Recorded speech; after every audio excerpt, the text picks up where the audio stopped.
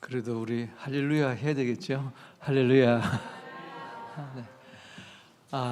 참 반갑습니다. 우리 브라가 찬양단이 찬양 인도하러 이리 올라오시는데 가슴이 뭉클했어요.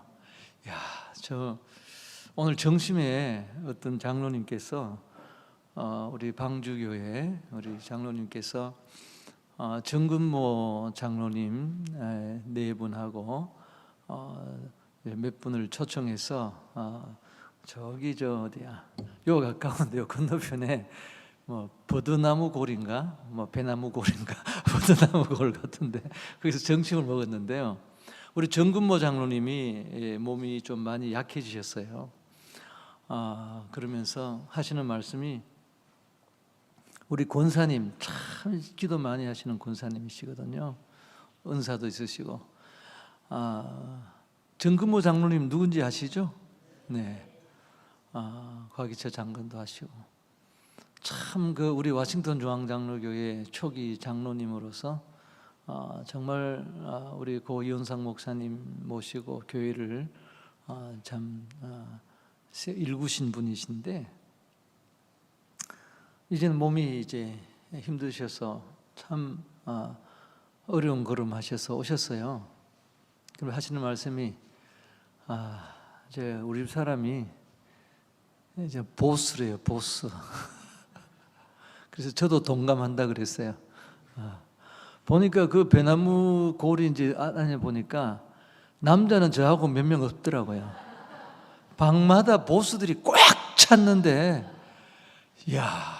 그래도 얼마나 감사한 게 오늘 우리 중보 예배 GBS 코리아 중보 예배 와 보니까 우리 보수님들이 하얀 옷을 입으시고 이렇게 찬양하시는데 얼마나 바쁘신 분들인데 하실 일이 많을 텐데 이 시간에 여러분들 오셔서 이렇게 참 방송 선교를 위해서 기도하신다는 것이 참 이 기도회가 하나님께 기억되신 바 된 줄로 믿습니다.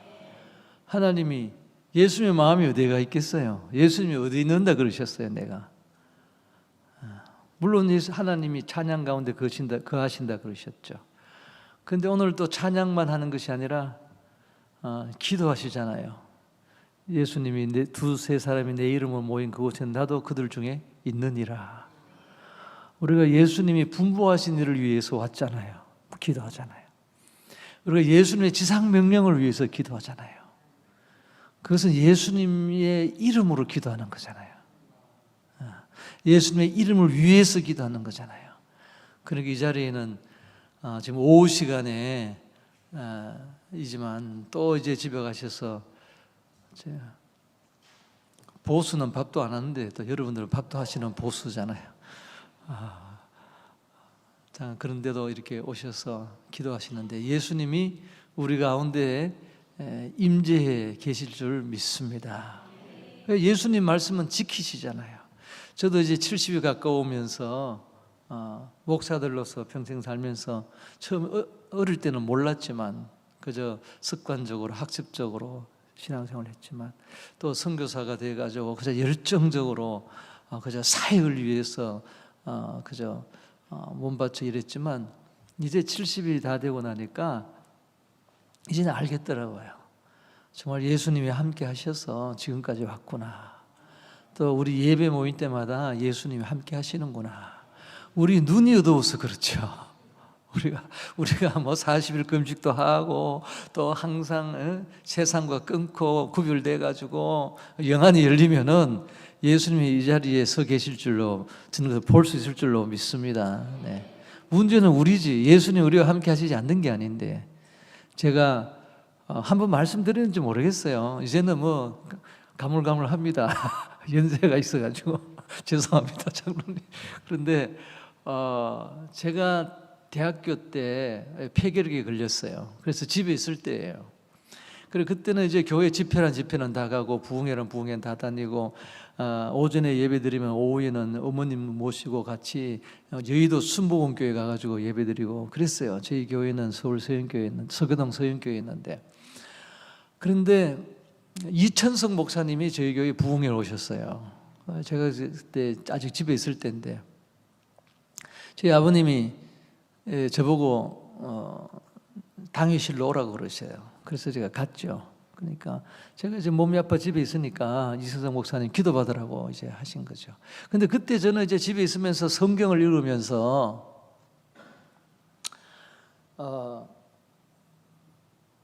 성경에 눈을 떴죠. 달고 오면 그 말씀, 생명의 말씀, 눈을 떴어요. 그래서 성경을 자꾸 읽으니까 하나님이 자꾸 부르시는 것 같아요. 하여튼 창세기부터 계시록까지 선지자 나오고 뭐 아브라함 나오고 부르신다 그러면 계속 저를 부르시는 것 같고, 그래서 1년을 그렇게 성경을 뭐 1년이 넘었죠. 한 2년을 읽다가 결국은 마가복음 1장에서 헌신을 했어요.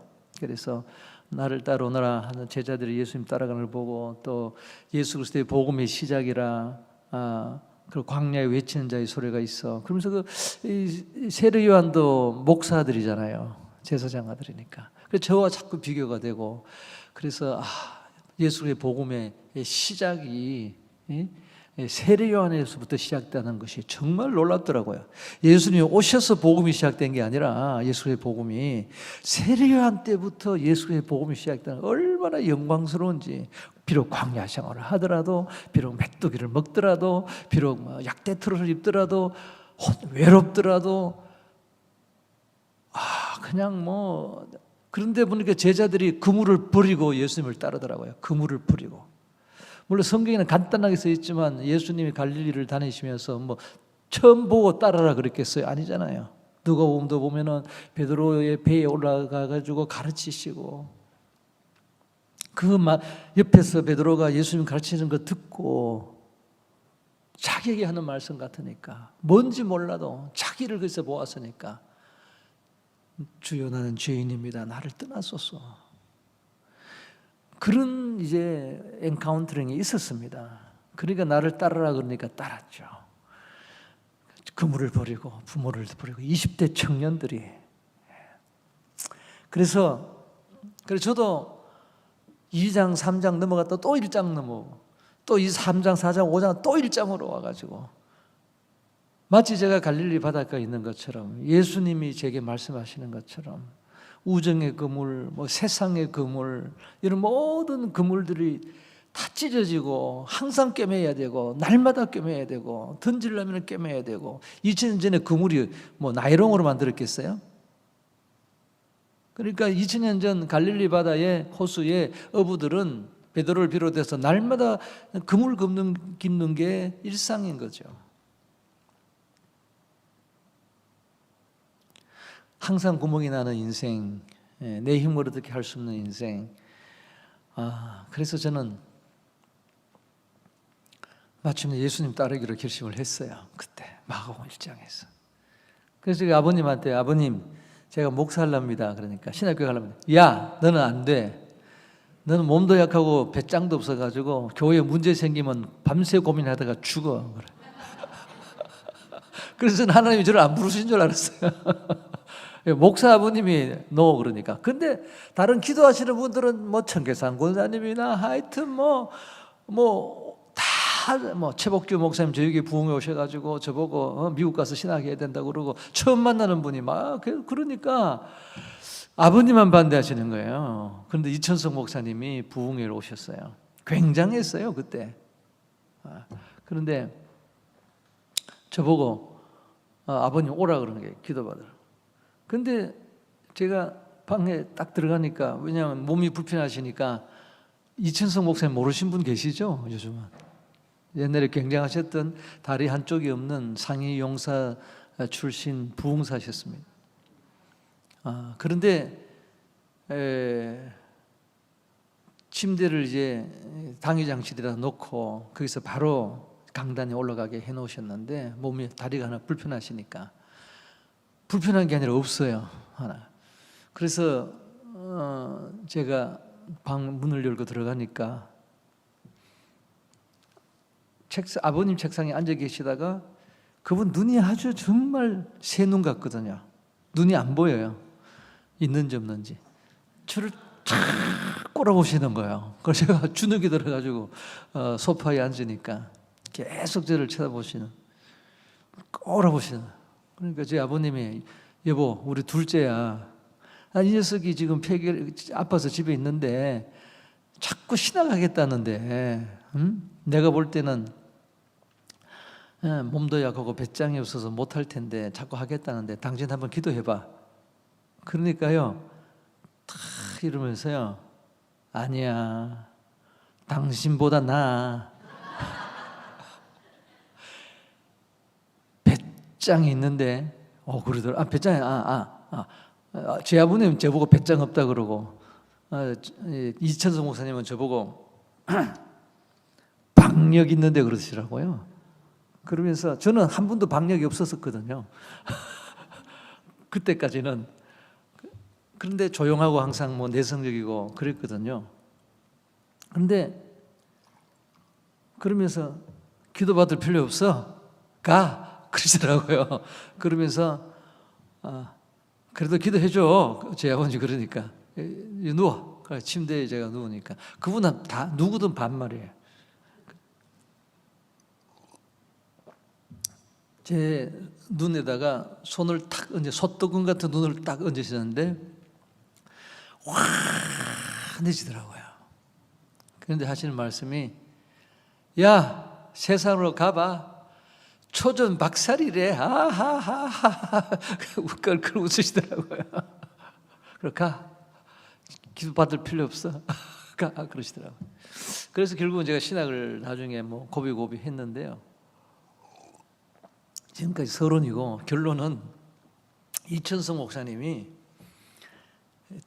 둘째 날인가 셋째 날인가 저녁에 설교하러 나오셔가지고 설교를 안 하시고 이 기쁜 소식을 이 찬송을 부르시는 거예요. 그러니까 온 교인이 꽉 찼는데 그걸 박수 치면서 부르는데요. 한 번, 두 번, 세 번, 네 번 계속 반복하는 거예요. 사실 계속 반복하는데 점점 빨라지는데요. 막 완전히 그냥 막 성령의 도가니가 됐어요. 막 나중에는요 막 이러는데요. 막 찬송 부르는데 갑자기 저 옆에 어머님이 앉았고 그 앞에 철하는 권사님들이 앉았는데 권사님들이 저희 어머님 돌아보면서 사모님 보셨어요? 철을 하는 몇몇 권사님들이 그러는 거예요. 제 어머님이 주여, 제 어머님 주여 그러니까 이제 막 권사님 막 그러는 거예요. 몇 분이 본 거예요. 나중에 보니까 이야기 들어보니까 강대상 밑에 그 성만찬 하는 테이블 있잖아요. 그 옆에 주님이 모서리에 손을 잡고 이렇게 청중들을 향해서 축복하고 계시더래요. 저도 못 봤습니다. 근데 아무도 못 봤는데 딱 그 한 네다섯 분이 보셨어요. 그러니까 그때 제가 알게 된 게 우리 주님이 예배 드릴 때 주님이 안 계시는 것이 아니구나. 우리가 기도가 부족해서 주님과의 관계가 부족하고 세상이 너무 바빠서 영안이 어두워서 그렇구나. 주님이 영안을 떠줄 때는 엠마오로 내려간 두 제자도 예수님 못 알아봤잖아요. 영의 눈이 열리니까 예수님을 알아봤잖아요. 그래서 우리 매월 오실 때마다 주님이 우리 가운데 계시다는 것을 믿고 나와서 기도하시기 바랍니다. 네. 이걸 뭐 제가 격려하는 말이 아니에요. 포지티브 띵킹이 아니에요. That's a reality. 예, 실제인 줄 믿습니다. 우리는 육을 가지고 있기 때문에. 예수님은 물론 환상으로 나타나실 수도 있지만 예수님의 임재, 예수님은 부활하신 몸이시잖아요. 그죠? 먹으실 수도 있고 안 먹으실 수도 있고 문을 닫아도 들어오시고 나가실 수도 있고 그렇기 때문에 저도 뭐 확실히는 모르겠어요. 우리 어머님과 권사님 봤다니까 제가 믿는 거죠. 예. 저희 처제도 가끔 주님을 봐요. 저희 처제도 가끔 주님을 봐요. 그러니까 우리가 주님을 볼 수 있을 그런 주님과 동행하고 주님과 교제하고 그렇게 되면 좋겠습니다. 우리 사도행전 1장 12절에서 14절 말씀입니다. 우리 같이 합독하겠습니다. 시작. 제자들이 감람원이라 하는 산으로부터 예루살렘에 돌아오니 이 산은 예루살렘에서 가까워 안식일에 가기 알맞은 길이라. 들어가 그들이 유하는 다락방으로 올라가니 베드로, 요한, 야고보, 안드레와 빌립, 도마와 바들로메, 마테와 및 알페오의 아들 야고보, 셀로딘, 시몬, 야고보의 아들 유다가 다 거기 있어 여자들과 예수의 어머니 마리아와 예수의 아우들과 더불어 마음을 같이하여 오로지 기도에 힘쓰더라. 아멘. 이번 목요일이 무슨 날이죠?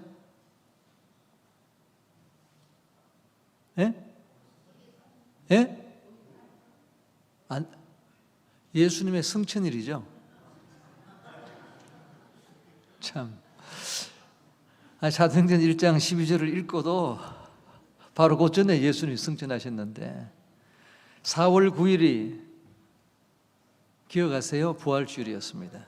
그리고 40일이 지나면은 오는 목요일이 예수님 승천하신 날입니다.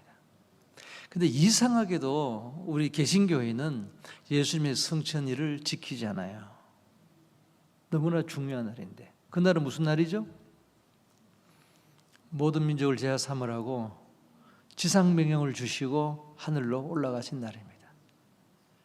지상명령을 물론 그전에도 예수님께서 여러 모양으로 말씀하셨지만 40일 동안 계시면서 그러나 승천일은 성화에서는 이렇게 예수님 올라가시지만 어떤 모양으로 올라가셨든지 지상명령을 모든 민족을 제하 삼으라.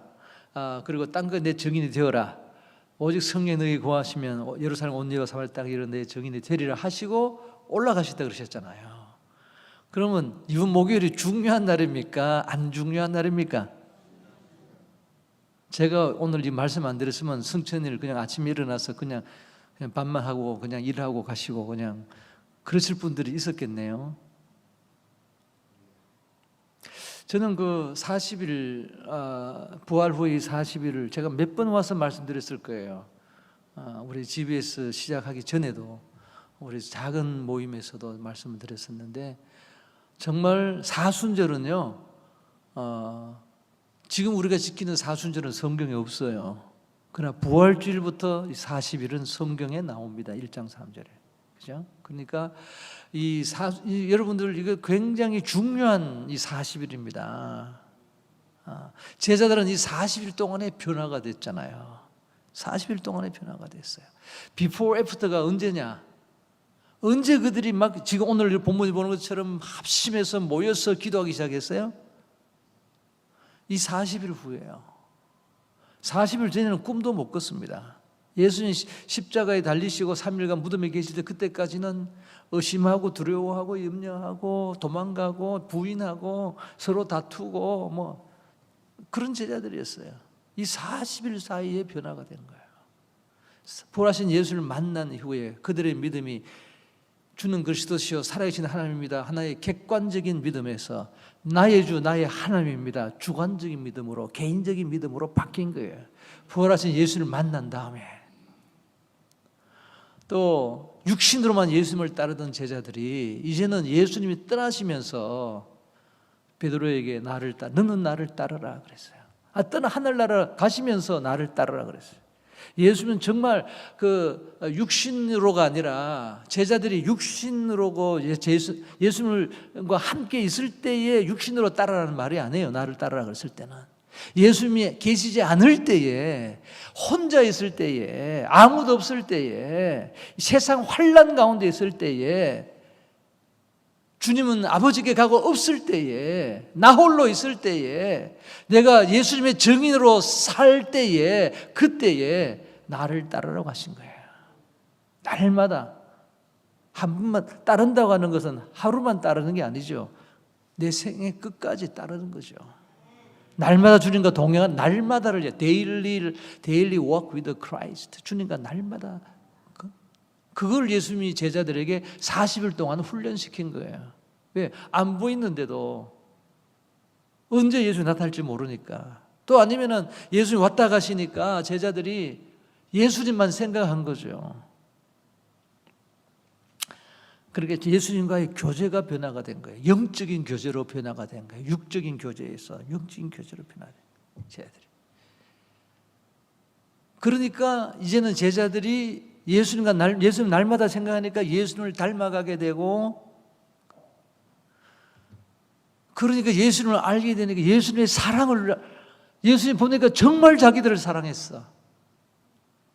그걸 깨닫게 된 거죠.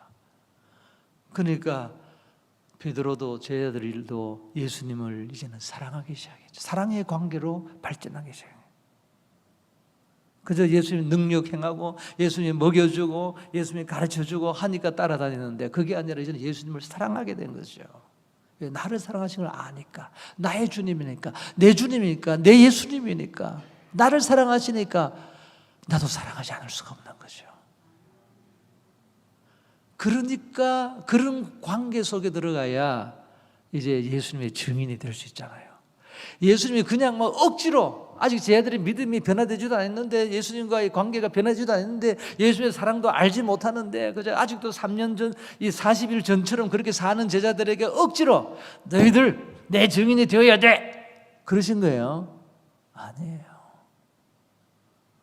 제자들이 예수님을 이 누군지 다 알게 해주시고 끝까지 사랑하셔서 제자들이 자기의 사랑을 깨달을 수 있게까지 해주시고, 그래서 예수님 없으면 살 수 없을 그런 사랑하는 제자들을 만들어 주신 다음에 내 증인이 되어라, 그런 거예요.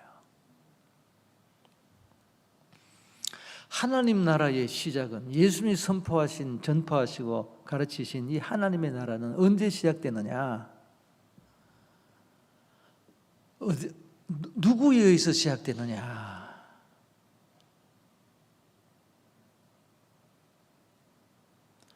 혼자 하나님의 나라가 이 땅 임하게 할 수는 없어요. 공동체로서. 왜냐하면 하나님 나라는요, 나와 하나님과의 개인적인 관계를 훨씬 뛰어넘습니다. 하나님 나라는 하나님과 나와의 관계만이 아니에요. 하나님 아버지가 나를 사랑하시지만 모든 민족을 사랑하시잖아요. 하나님이 나를 사랑하시지만 내 옆에 형제 자매들 다 사랑하잖아요. 그래서 우리 모두를 위해서 십자가에 예수님이 죽으셨잖아요. 그래서 하나님의 나라는 다른 사람들과의 관계에서 시작되는 거예요. 그래서 공동체가 이루어져서 하나님 나라를 전파하고 하나님 나라가 그 공동체 안에 임하는 겁니다. 그래서 오늘 우리 본문에 이 120명이 지금 다락방으로 올라가는 모습이 있잖아요. 어떻게 보면요, 이 장면이 사도행전에서 가장 중요한 의미심장한 장면 중에 하나입니다. 만일에 예수님의 성천을 목격한 이 120명이 예루살렘으로 돌아가서 다락방에 올라가서 기도회를 하지 않았다면 어떻게 됐겠어요? 사도행전은 없습니다. 그들이 각각 바로 흩어졌으면 어떻게 됐겠어요? 하나님 나라가 전파되었겠어요? 확장됐겠어요? 복음이 아닙니다. 그들이 공동체를 이루어서 함께 모였을 때에 그때 하나님 나라가 시작이 된 거예요.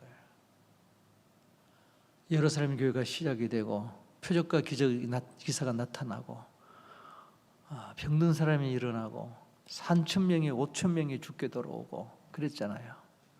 그런데 그거보다 더 중요한 보이지 않는 그런 역사들이 있었을 것 같아요. 개인이 변화가 되고, 그죠? 가정이 회복이 되고, 그죠? 이런 건 사도행전의 1장, 2장에 기록이 안 됐어요. 그렇지만 그런 일들이 있었을 거예요. 그리고 핍절한 사람이 없었다 그랬어요. 서로 유무상통하고 자기는 것을 다 나눠주고 이런 놀라운, 그러니까 하나님 나라가 백성들이 칭송하고 하나님 나라가 임해진 거예요. 그게. 근데 어떻게 시작이 되느냐? 이 120명이 다락방으로 올라갈 때 시작이 된 거예요. 그래서 우리는 이 120명에게 이분들이 어떤 공동체인가를 한번 생각해 보고 싶습니다. 잠깐 생각하고 우리 GBS 코리아 이 기도회가 우리 모임이 그러한 120명의 모임이 될 수 있기를 바랍니다. 우리 가정에 또 우리 교회에 그리고 내가 있는 이 아파트 안에 하나님 나라가 또 우리 자녀들을 통해서 그들의 삶을 통해서 하나님 나라가 임하고 시작되기를 바라는 것입니다. 그러려면 첫 번째로 이분들을 통해서 볼 때에 예수님의 증인이 되어가지고 우리는 지금 예수님의 증인이잖아요. 부활하신 예수님 만나서 우리는 예수님의 증인들, 예수님 우리를 사랑하신 거 알아요.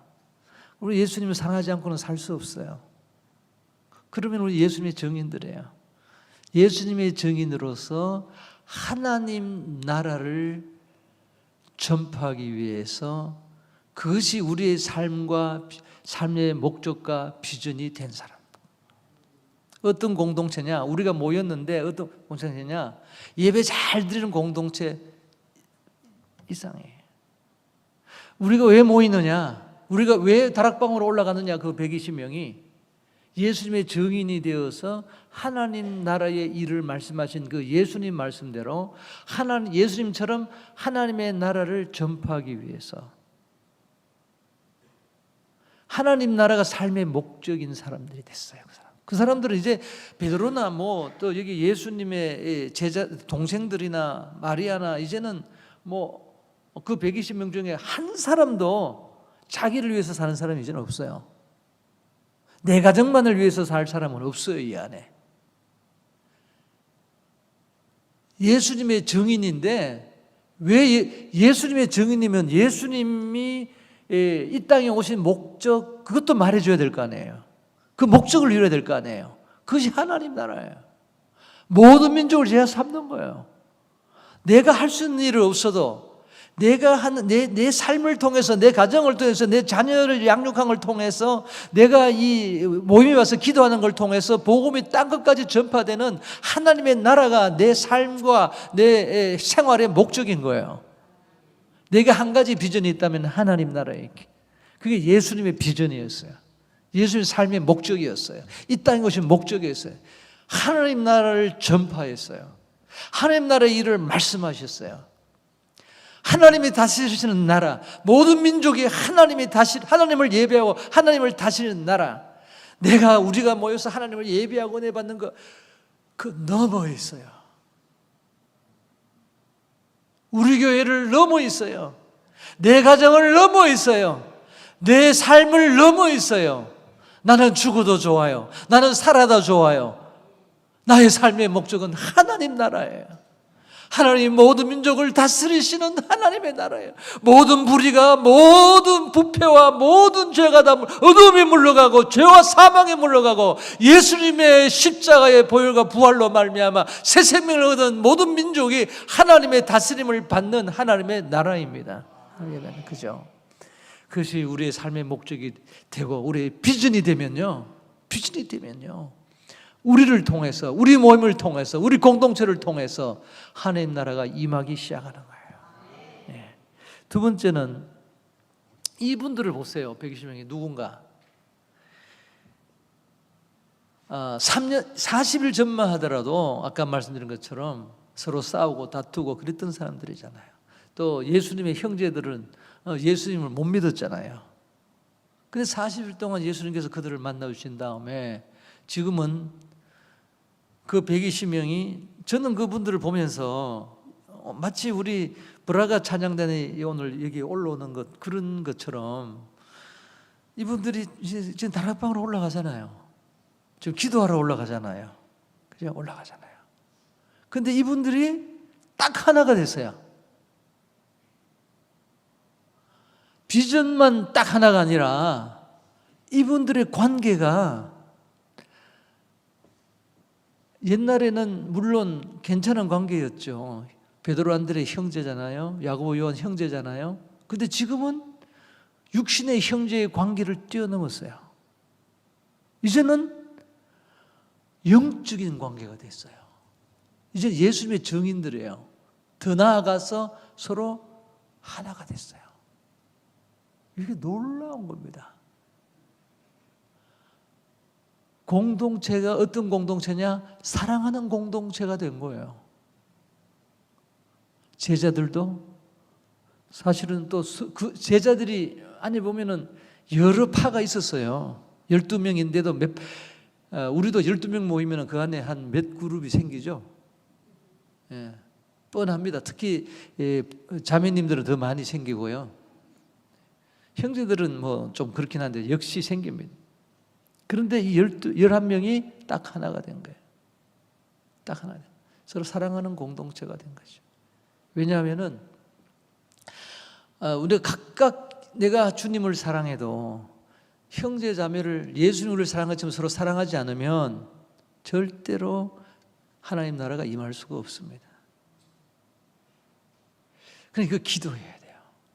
그리고 세 번째로 우리가 보는 게 뭐냐면은 이들이 이제 사랑의 공동체가 되었기 때문에 사실은 사랑의 능력으로 서로 모든 것을 서로 나누니까 핍들한 소리 없을 만큼 있는 사람들은 다 자기가 가져와서 막 나눠주고 하니까 이게 사랑이잖아요. 그러니까 복음이 전파된 거거든요. 그렇지 않습니까? 허다한 무리가 더하게 된 거죠. 정말 이 교회에는 우리 모임에는 하나님의 사랑이 있어야 되는 거예요. 제가 한 가지 예화를 할게요. 시간이 갔지만 제가 이번에 일본에 가서 2주 전에 박영기 선교사님을 만났어요. 제가 사랑의 교회 소개할 겁니다. 그분 고신 선교사님이 38년간 일본서 사역에 계세요. 그런데 이분이 8년 동안 동경에 있으면서 4교회를 개척해가지고 다 자립시켰어요. 일본인 교회를. 또 그 다음에 그래서 교단에서 너무 놀래가지고 삿포로에 그 교단 교회가 없어가지고 삿포로에 파송을 했어요. 700불 아파트 얻어주고. 그런데 30년 지금 됐어요. 6개의 교회를 개척을 해서 자립을 시키고 건축을 다 했어요. 30년 동안. 일본에서 그게 뭐 한국에서도 어려운 일이잖아요. 그런데 300명 교인이에요. 본 교회는.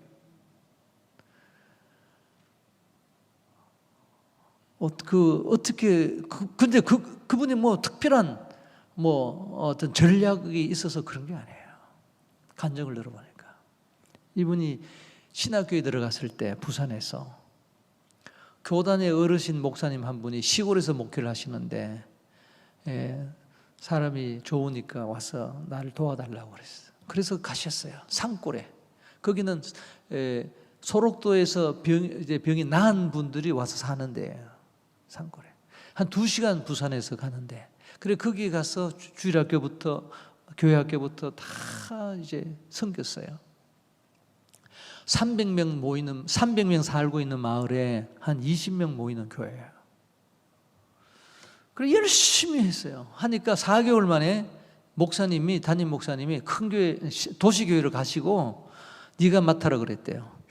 그렇게 신학교 1학년 학생이 교회를 맡게 된 거예요. 그러니까 왕복 4시간 되는 그를 이제 주말마다 왔다 갔다 하면서 주중에는 학교에서 공부하고 그렇게 섬겼는데 한 번은 노인들이 많으니까 할머니 한 분을 모시고 이제 댁에다가 교회에 마치고 댁에 데려다 주는데 수요일 예배 마치고 주일 저녁 예배 마치고 그런데 그 전날 비가 와가지고 웅덩이에 물이 고였대요. 그런데 이제 할머니를 모시고 가다가 택시가 지나가면서 웅덩이를 지나가면서 물을 팍 튀긴 거예요. 그런데 이 전도사님은 20대 초반 젊은 사람이니까 싹 용케 피했대요. 그랬더니 그 흙탕물이 어디로 튀었겠어요? 할머니한테 왕창 그냥 쏟아진 거예요. 그때 자기가 충격을 받았대요. 내가 목사가 된다고 하는 사람이, 신앙을 공부하는 사람이, 전도사가 이게 뭐냐? 자기는 피하고 성도님, 할머님이 다 뒤집어서 그날 밤에 잠을 자지 못하고 밤새 회개하면서 울었대요. 그리고 일주일 동안 고민하다가 그 다음 주에 와서 주일날 교회 앞에 선포를 했대요. 저는 죄인입니다. 저는 사랑이 없는 사람입니다. 저는 목사 자격이 없습니다. 저는 신학생, 전도사 자격도 없습니다. 그래서 오늘이 마지막입니다. 용서해 주십시오. 그랬더니 교인들이 안 된다고 그리 내려오니까 물을 뒤집어 쓴 할머니가 전도사님 죄는 없어요. 잘못한 거 없어요. 죄가 있으면 그 택시 기사가 잘못했죠. 그래서 말려가지고 이분이 이제 자기가 또 그만두면 성도들을 어떻게 할 거예요? 올 사람 그게 누가 오겠어요? 아무도 안 오니까 이 착한 전도사를 데려놓고 목사님이 떠나신 거거든요. 그러니까 이분이 거기서 졸업할 때까지 거기 계셨는데 결국 근데 이분이 그날 그래서 이제 다시 하기로 결심을 하고 성경 사복음서를 읽으면서 예수님의 사랑에 대한 것만 줄을 쳤대요. 예수님이 제자들을 어떻게 사랑하셨는가? 예수님이 사람들을 어떻게 사랑했는가? 그걸 쫙 40가지를 찾았대요. 자기는 예수님, 성도들을 사랑할 수 없으니까 예수님이 사랑하신 거 한번 배워가지고 한번 실천해보자 해서 먹을 것을 주라 그랬으니까 그 독거 할아버지인데 가보니까 신방 가보니까 먹을 게 없으니까 자기가 음식을 싸가지고 가서 같이 먹고 오고 또 1시간 넘는 거리에 사시는 할아버지 할머니 또 오리를 가자면 십리를 가라고 했으니까 이것도 예수님 사랑이다 그래가지고 또 그냥 밤늦게까지 모셔드리고 또 1시간 걸어오고 그렇게 이 40가지를 실천하기 시작했대요. 그리고 졸업하고 교단에서 일본 선교사로 파송을 했어요. 그 떠날 때 그 20명 교인이 300명이 됐어요. 그 마을이 다 교회에 나왔어요. 그러니까 결국은 뭐예요? 전도를 많이 해야 되는 거예요? 기도를 많이 해야 되는 거예요? 해야죠. 그러나 사랑. 십자가에 예수님을 보내주신 하나님의 사랑. 아버지께서 나를 사랑하신 것 같이 나도 너희를 사랑했으니 너희도 서로 사랑하라. 내가 아버지의 계명을 지켜 너희를 사랑한 같이 너희도 내 계명을 지키면 내 안에 거하리라. 내가 아버지의 계명을 지켜 그 사랑 안에 거하는 같이 너희도 내 계명을 지키면 내 안에 거하리라. 결국은 하나님의 사랑이에요. 세 번째로 문제는 그럼 어떻게 내가 사랑에 눈을 뜨고 서로 사랑할 수 있겠느냐 하는 거죠. 이 120명이 열흘 동안 열심히 기도했잖아요. 어떻게 그럴 수 있을까요?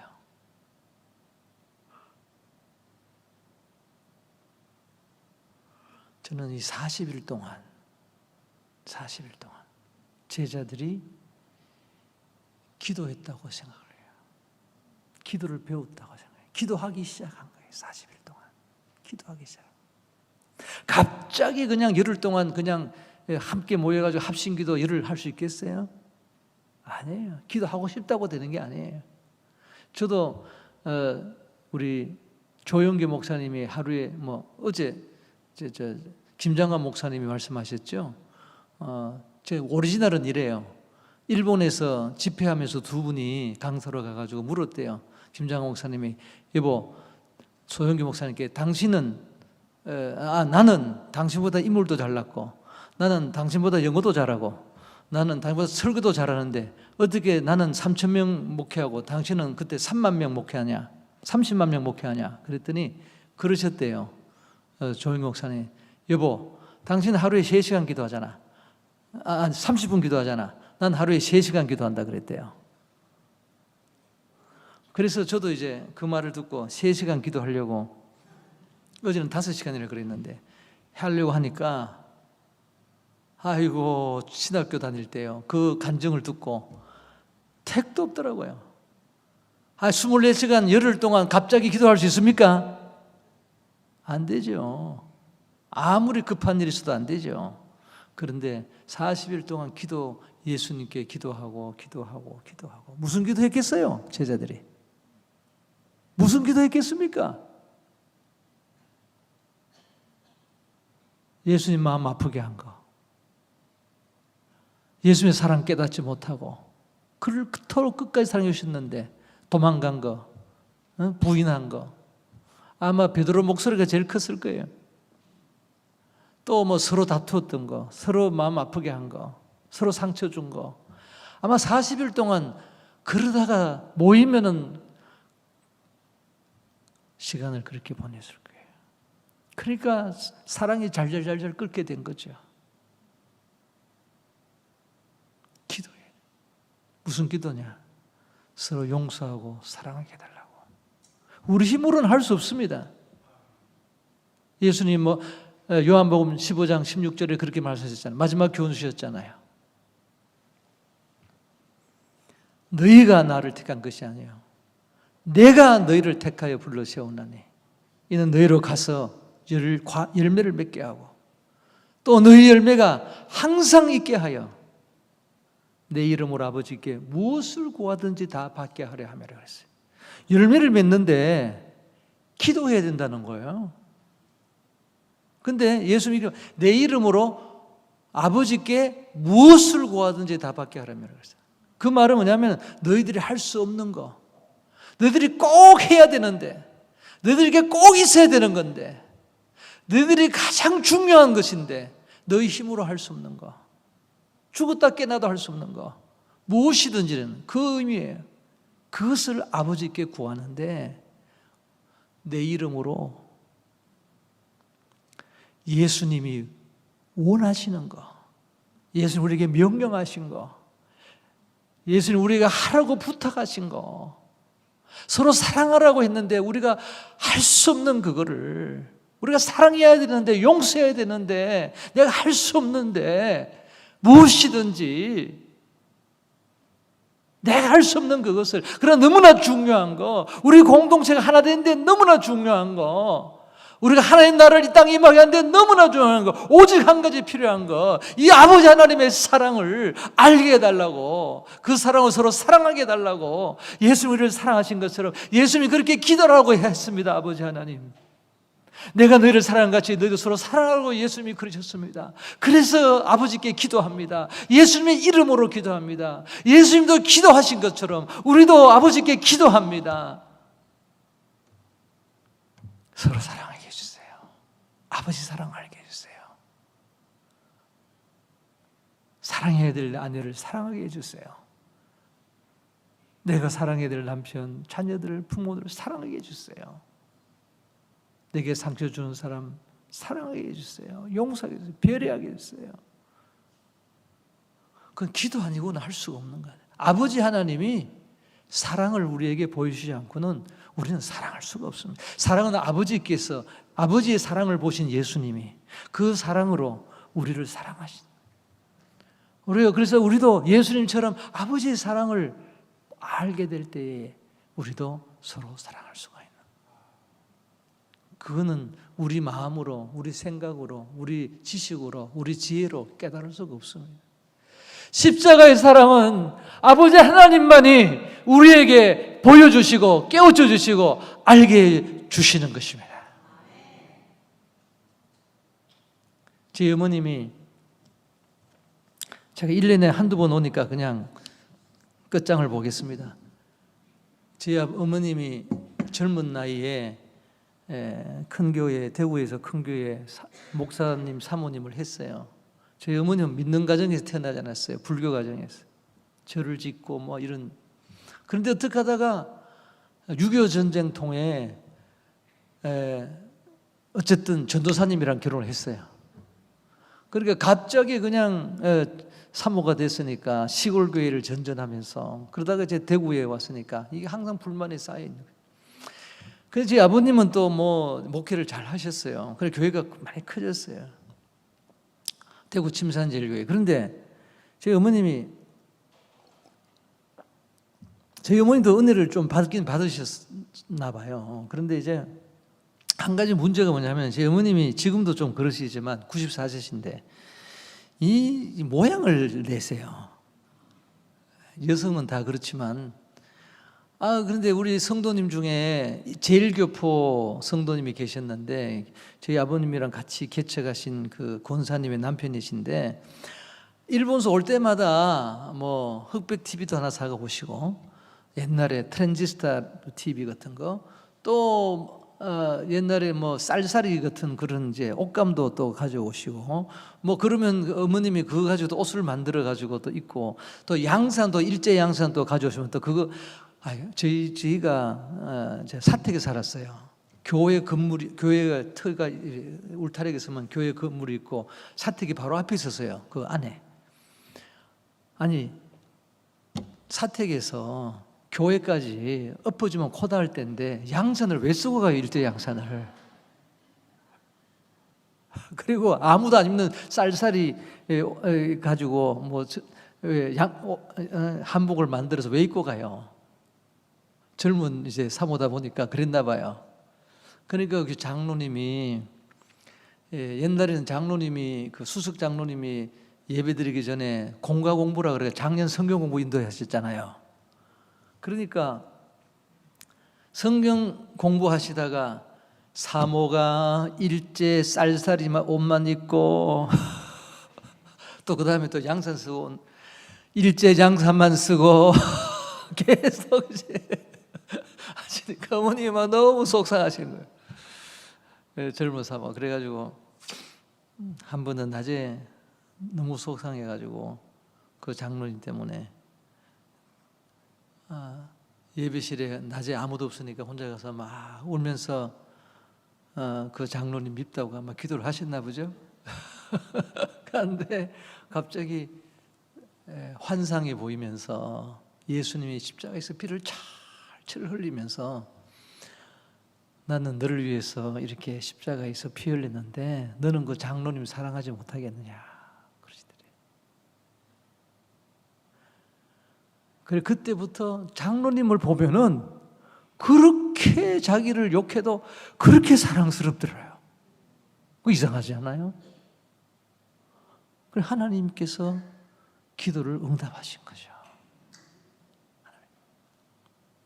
그러니까 우리가 하나님 나라 이 땅에 임하려면 우리가 예수님의 정인 우리가 우리 살 비전이 하나님 나라의 비전으로 하나가 되어야 되고 또 이제 우리가 사랑의 공동체가 되어야 되고 그러려면 우리는 사랑하기 위해서 예수님의 이름으로 아버지께 아버지의 사랑을 보여달라고. 그래서 예수님 사랑해. 예수님이 생각해 보세요. 서로 사랑해라 그랬으면 괜찮은데 내가 너희를 사랑한 것 같이 사랑하라 그러니까 이게 문제인 거예요. 이게 불가능해요. 우리가 예수님 우리를 사랑한 것처럼 사랑할 수 없는데 예수님이 그렇게 말씀하셨겠어요? 그럼 예수님이 이중적이죠. 진실하시지 않죠. 너희들은 절대로 내가 너희를 사랑같이 사랑할 수 없어. 그러시면서 마음으로는 내가 너희를 사랑한 것 같이 서로 사랑해라 그러셨겠어요? 아니죠. 우리는 100% 예수님이 우리를 사랑하신 것처럼 서로 사랑할 수 있을 줄 믿습니다. 그렇기 때문에 예수님께서 그렇게 내가 너희를 사랑같이 너희도 서로 사랑하라. 어떻게 우리가 하나님의 사랑으로, 예수님이 우리를 사랑하신 그 하나님의 사랑으로, 우리 축도하실 때 무궁하신 하나님의 사랑이라고 그러는데, 그 무궁한 사랑으로, 아버지 하나님의 사랑으로, 예수님이 땅에 보신 사랑으로 친구를 위하여 목숨을 버리면 이외에 더 큰 사랑이 없나니 한 그 사랑으로 우리가 서로 사랑할 수가 있겠어요? 그런 사랑할 수가 있습니다. 예수님이 명령하셨기 때문에, 예수님이 우리에게 원하시기 때문에, 예수님이 우리 그걸 가지고 기도를 하시기 때문에, 예수님이 이름으로 아버지께 기도하면 무엇이든지 다 받게 하미라고 하셨. 이는 너희로 서로 사랑하게 하려 함이라 그러셨습니다. 우리 기도하겠습니다. 아버지, 정말 우리 모임이 하나님 나라 때문에 모이는 모임이 되게 하여 주시옵소서. 방송으로, 유튜브로 주님 온 세상에 하나님 나라를 전파하는 GBS 코리아 되게 하여 주옵소서. 주님, 우리 사랑으로 하나 되기를 원합니다. 우리가 하나만 된다면은 아버지 하나님이여 많은 수가 아니라도 놀라운 일을 할 수 있을 것을 믿습니다. 하나님 나라 우리 가정에 임할 것을 믿습니다. 모일 때마다 하나님 나라를 경험하게 될 것을 믿습니다. 아버지, 우리가 서로 사랑하기를 원합니다. 하나님의 사랑으로 예수님 우리를 사랑하신 것처럼 우리도 사랑하기를 원하오니 예수님의 이름으로 아버지께 기도합니다. 하나님의 사랑 받게 하여 주시옵소서. 그래서 주님, 우리 가정에 하나님 사랑이 넘치게 하여 주시고 예수 사랑이 물결같이 임하게 하여 주셔서 우리 가정에 하나님 나라가 임하고, 주님, 우리 GBS 코리아를 통하여서 온 땅에 하나님 나라가 임하게 하여 주옵소서. 믿사옵고 예수님 이름으로 기도하옵나이다. 아멘.